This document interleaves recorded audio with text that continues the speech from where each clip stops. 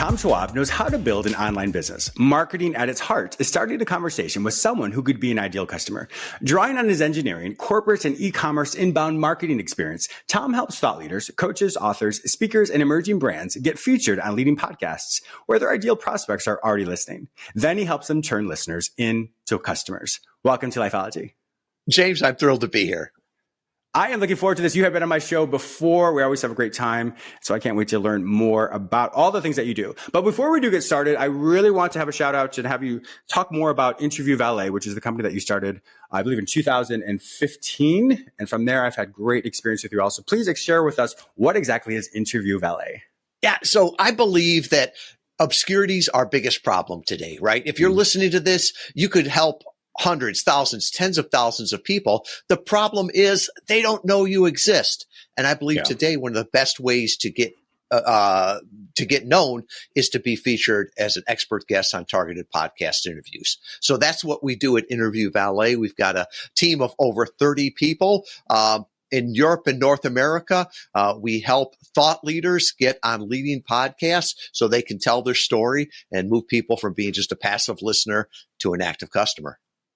When you first started Interview Valet, you saw that there was a need, that there was something that happened. You're like, gosh, we could really make a business out of this. What was it specifically that happened? Well, I think everything in life to me is an evolution, not a revolution. So back in 2014, I looked at it and I thought, well, guest blogging worked because you would tap into somebody else's audience to get that know, like, and trust. So I wondered, would that work with podcast interviews also? And so we tested it. It worked really, really well, even before podcasts took off. And with that, we had more and more people come to us and say, hey, could I use this? And I tried to teach it, wrote a book and everything, but people just said, hey, I want to be the guest. You take care of all the rest. So it was based on demand. That's where we started Interview Valet, that done for you service. That is perfect. I know you wrote the book, Podcast Guest Profits, Grow Your Business with a Targeted Interview Strategy. And we'll talk about that in just a minute. But going back to the whole aspect of it is you believe, and I believe this as well, that everyone is just simply a conversation away. Tell me more about that methodology or that thought process. Yeah, and it really comes as a reaction to a great marketing slogan, you're one funnel away. I hear that all the time.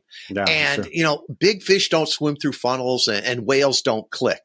I think everything has to start with a conversation. Even if you have the perfect funnel, if nobody knows who you are, you're not going to get the traffic through there. And so I think more today than ever, people want to do business with people. Even if you're a brand, they want to know who the founder is, what the values are. And I think that's the difference between just doing a transaction and doing a long-term relationship, a long-term business, long-term profitability. And I think that all starts with a conversation. And, that could be one-on-one with somebody. It could be at a physical event, right? Speaking from the stage, or it could be on a podcast, right? It's all conversations. And the question is how can you do it easily and at scale? When individuals come to you, how are you able to start that conversation with them? Because sometimes if they come to you, obviously as a client, that's one thing. But if you speak with people in general, how are you mindful of how to, I wouldn't say subtly, but I guess more organically have these conversations where you're able to see, hey, maybe there's something I can do to help you? It's interesting because that word, James is a great conversationalist, that used to be a great compliment. And now it's not used anymore, right? And people are focused more on pitching, or I'm going to tell you everything I know. A conversation is back and forth, right? Just what we're doing now. It's learning about the other person. And often once you ask those probing questions, asking those things that you're curious about, tell me more about your business. Where do you want to take this? What are your frustrations?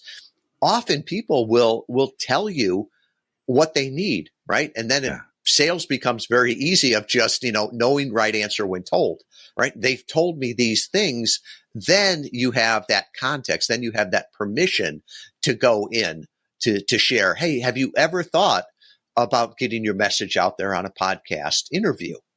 Do you enjoy podcasts? Do you enjoy talking with people? Do you think this is something you could do? And once you have that foundation with that curiosity, then you can open that door, because the worst thing you could do is start jumping into a pitch on, Yes. how you could use podcast interview marketing, and then to find out that the person's ideal customer is the hearing impaired, right? You're not going to be able to reach them that way. So trying to figure that out, because at the end of the day, there's that thing that says context is king, right? But context is God. Right. So knowing what they're really looking for. Sure. There's nothing worse than having someone, and this could be for anyone, if you're an entrepreneur, if you're in the marketing world, or just even just a conversation, but there's nothing worse than having someone come in and not even emotionally join with you. So what I mean by that is essentially not even saying, James, Tom, how's your day today? If I have people come like, James, I want this, this, and this, or I can give this for you, or, I get so many pitches a day to be on my show. But if it's not just hey, I hope you're having a great day today. I mean, something as simple as that creates this connection where I'm like, oh, okay, well, they actually want to know more about me as a person as opposed to my business. And then all of a sudden it's like, all right, now you're just selling me something. As we know, when someone just tries to sell us something, more than likely isn't going to pass muster. We're like, I'll pass on that. I give you credit for the great podcast. I've been on over 1,200 podcast interviews, but I've never done my own podcast. But still, I get pitched 2 or 3 times a day of people wanting to be on my podcast, right? Because I'm on some list and they all love my show and want to be a guest. And that's so disingenuous that you can almost see that in real life, right? That person at the party that you always want to avoid, because when they start walking to you, they're selling something. That doesn't feel good. That's a transaction, not a relationship. Exactly. It really is. But I wanted to transition into the aspect of, so when you get people on all these shows, and this could be just in everyday life as well. So when people have this connection with someone, how are you able to make that conversion? So in other words, they do have that emotional joining. They've connected with the other person. How are they able to make it so that people become customers? They can make the conversion of, this is what I can offer. And then the person actually receives it, because that's a really tough part of the conversation. Well, I think it's the clarity. Right? You don't want to convert everyone, right? Some people are going to hear you and turn you off. That's fine if you're not for them. So being clear of who you work with, right? At the very beginning, I said we work with, coaches, consultants, brands, nonfiction authors. People are checking that off in their head. Is that me? Is that me? Right? So being clear. And then I think the other thing too is telling stories. Right? Of these are different people that we've helped, right? Last year, we helped 4 nonfiction authors get on the Wall Street Journal bestseller list, or we helped a coach, not only fill up their one-on-one, but then mastermind groups, or how we helped somebody get that exposure that allowed them to take their book and actually get a movie contract out of it. So I think those stories, those are the things that people remember, and they're going to identify with that. It's like, oh, that sounds like me. I'm interested on that. So I think it's making it clear who you talk with, and then making sure that you give them next steps. Right? No matter how good of a communicator you are, I don't know anybody that can change somebody's life in 30 minutes, right? There's always that next step. And to make it easy for them to find that, right? Don't make it a puzzle of trying to find out which Tom Schwab in the world I am. Yes. And I really like what you're saying, as well as if you could really give examples of similar people who are in similar situations and say, this is what we've helped them do, and then allow the person to just fill up in the blank with the creativity aspect of it. Oh, I wrote a screenplay. I would love to have a movie with this. And so with that, it allows them to dream as well. So I think when you create a foundation that's very similar to the person, and then with that, the person can fill in the blank. And then, because if you've initially emotionally joined, now you've allowed the creativity to kick in. And now you actually have a really more emboldened or more balanced, more fleshed out conversation, which I think really would then help the person convert to whatever your business is. Because at the end of the day, this interview is not about me, right? It's not about the guest. And we always tell our clients that your job is to make the host look like a genius for having you there. Right? Yeah. If you do a good job, they'll promote you better than you ever could. And so how do you make the host look like a genius? By bringing value, by making them look good in front of their audience, by helping them along with that. And it's sort of that Donald Miller story brand, right? You're not the hero of the story. The client is, right? So tell client stories and people will relate to that.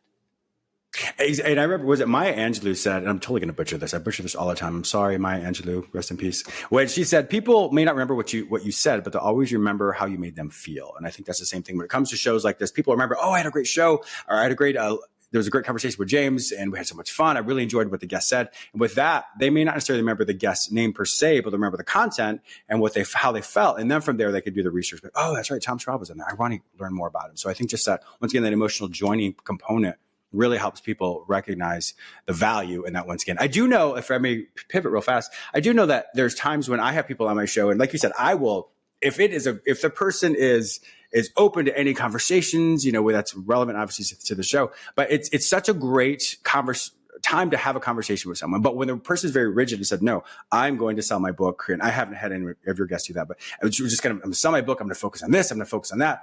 It becomes this, like, this is my platform. And then they're like, James, have a seat. I want to talk about this. And it's like, that's not really obviously how it goes, but it is good to have it when a guest is really open to just exploring just a conversation and just seeing organically where it goes. And so it is really nice to have people who can do those types of things. Often people ask me about being a great podcast guest. How do you get results from it? I'll say, take the word guest out of there, right? How do you be a great guest? If James invites you over for dinner, right? And he wants to introduce you to all of his friends because you should meet them, right? You're going to show up on time. You're going to be gracious. You're going to know something about it, right? Is this a barbecue or is this a black tie event, Exactly. right? Show up right. You're going to show up on time. You're going to be a conversationalist, because if you walk in the door 5 minutes late, looking disheveled, or in a podcast, 5 minutes late, sounding awful, and then just go into a pitch, the ugly secret in podcasting is that a lot of interviews get lost, right? So if you go in there to abuse the audience, or use and abuse the audience, the host rightfully will look out for their listeners and not really give you that opportunity. Yes, that is very true. I wanted to transition to your book one more time, Podcast Guest Profits, Grow Your Business with a Targeted Interview Strategy. Tell me more about that strategy. I'm really curious about that. Well, and the big thing is that it is a strategy, right? It's not just about going out onto random podcast interviews and, getting random exposure. There's got to be a strategy behind it. Just said at the beginning, I'm an engineer by degree. So we document everything. So it's the strategy of, how do you find the right podcasts, right, that have your ideal listeners? How do you reach out to the podcast host in order to get a yes? How do you prepare the host to make it easy to have a great conversation? And then how do you move the people from being a passive listener to an active visitor to an engaged lead? And it's not a secret. It's not a mystery. It's really just a system. And I always put in here, I'm not here to sell books. If you want a free copy of the book, more than happy to give that to you. I just want to make sure that people are bringing value, and they're really helping people when they can connect with them, and not just have a great interview, but help the people with their business also. Yeah, and I really appreciate that. So at the end of the show, we'll also give you information of where you can purchase, or actually get this book for free. Once again, Podcast Guest Profits, Grow Your Business with a Targeted Interview Strategy by Tom Schwab. With the strategy itself, everybody's going to have a different version. So I remember in the past, I've worked with certain publicists, all great in their own way, and some were not the best working relationship. So I've had some just kind of throw things at the wall. Be like, we're going to do this for you, James. Whatever sticks. And it's like, well, that's not really the verticals I want to be in when it comes to my brand, et cetera. How are you very specific with Interview Valet to make sure that you can really target the types of shows, or just helping people in general, just really target their niche when it comes to what they're promoting? And that's the thing, is right now there's over 2.6 million podcasts. Wow. The little asterisk after that, though, is that less than 400,000 have gone live in the last 30 days. So most podcasts die off. And then the other thing is the average podcast gets less than 150 listens per episode, right? Average is a complete waste of your time. So really, you want to make sure you're talking to nice customers, not just nice people. And so our algorithm looks at four things. Now we license about a dozen different databases, and it's a little bit of data, a little bit of science, and a whole lot of experience. But the four questions that we always ask ourselves, and I would ask, if you're looking at a podcast, ask yourself these two. Does the podcast have your ideal listener?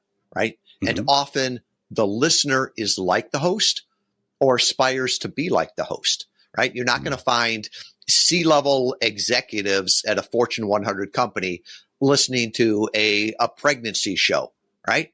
Probably not your audience, right? So make sure that it's the right podcast. The second thing is look at their website. Do they have show notes? Do they have backlinks? Are they syndicating it, right? This is a podcast, but it's also syndicated to so many places. So you've got the podcast, the website. The third thing is the reach. And the reach is not only the number of downloads, but how many people are going to hear about it. And it could be syndication. It could be social media. It could be email lists. Looking at that. And then the final thing has gotten really important over the last couple of years. I don't know if you've noticed it, James, but when you Google someone's name now, often their last podcast or their last video shows up in the Google search. So we're judged by the company we keep, right? Gotcha. And so if someone, say you've got a deal and, it's a 6-figure deal with a company, they're ready to sign you, and all of a sudden somebody Googles your name and you show up on a podcast that isn't consistent with your brand, would that help you or hurt you? Right. I can remember one time we were working with a company that was IPO. They were getting ready to go public. And it was just after Elon Musk had been on Joe Rogan's podcast. And the CEO said, hey, my secretary said that I should be on Joe Rogan's podcast. And I explained to him what happened, no judgment.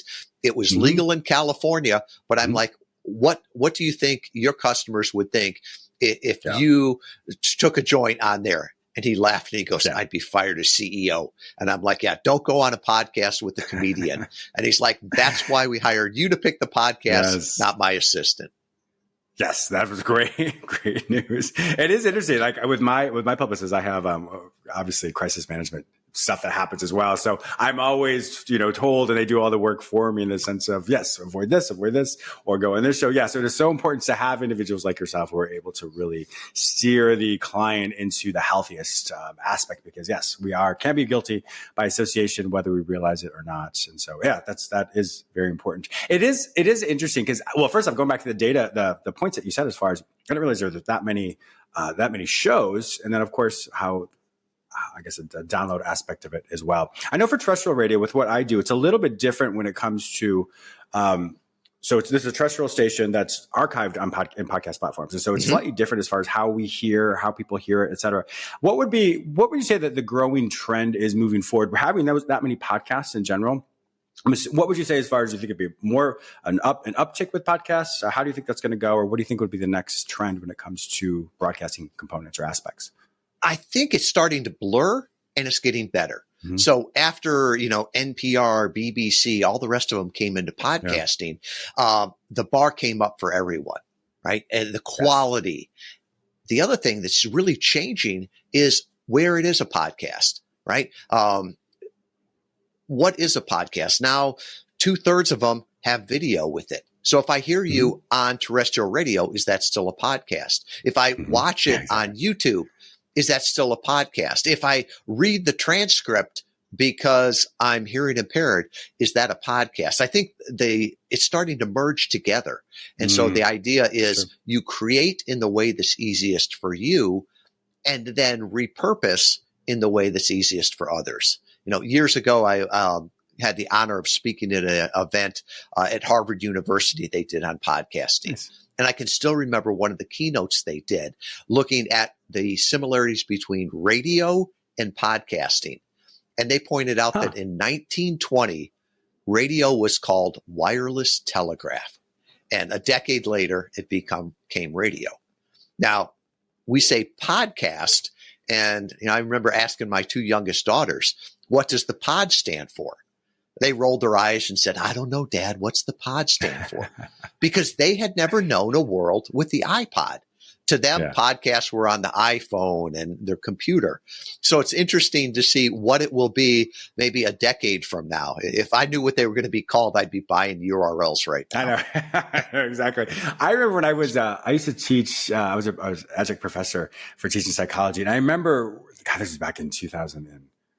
5 or 6. God, it's been a long time. But I remember that. And we had to do these podcasts. I'm like, what is a podcast? I didn't really know what it was. And I still, I did it, but I didn't really know what I was doing it said, which is ironical now, the fact that here I do the show. But it's interesting. It was way back then. We had to record all of our lectures, et cetera. And it was just such an odd thing for me back then. So like, well, I don't understand this. And so, cause I'm like, I'll just see them in the classroom, but it was something we had to do back then. So even in the educational side or educational world, we had to do it. So now, like I said, moving forward, it's changed significantly. So like I said, there's so many billions of podcast shows right now, but that is interesting. I really like how you merge that because it is true. I mean, the mediums may look a little bit different, but at the end of the day, the messaging is the same. It just depends on the format of the show. But yeah, that's right. That's a good point. All the shows pretty much do the same thing.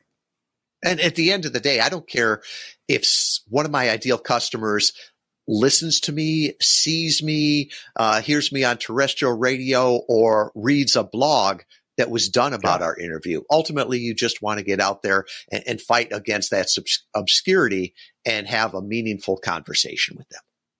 Yes. Well, Tom Schwab, it has been an absolute pleasure having you on my show today. And my viewers and listeners want to find out more information about you and to get this free book, Podcast Guest Profits, Grow Your Business with a Targeted Interview Strategy, where will they find all this information online? Well, thank you, James. And if any of this resonated with you, just go to interviewvalet.com/lifeology. I'll put a free copy of the book if you're in the States. We'll mail you one. If you're outside the States, we'll email it to you. There's all my contact information, so you don't have to figure out which Tom Schwab in Kalamazoo it is. And, the last thing I would say is that what's ordinary to you is amazing to others, right? There's things that that could help people. And in the past, it was hard to get out there. Today, with the internet, with podcasting, it's never been easier. So you've got something to share with the world. And if we can help you in any way, please feel free to come back to interviewvalet.com/lifeology. Excellent. My viewers and listeners also know that if they cannot find this information any other place, simply go to the show notes at jamesmiller@lifeology.com and I'll link you with Tom Schwab. Tom, thank you once again for being a fantastic guest on my show today. Thank you, James.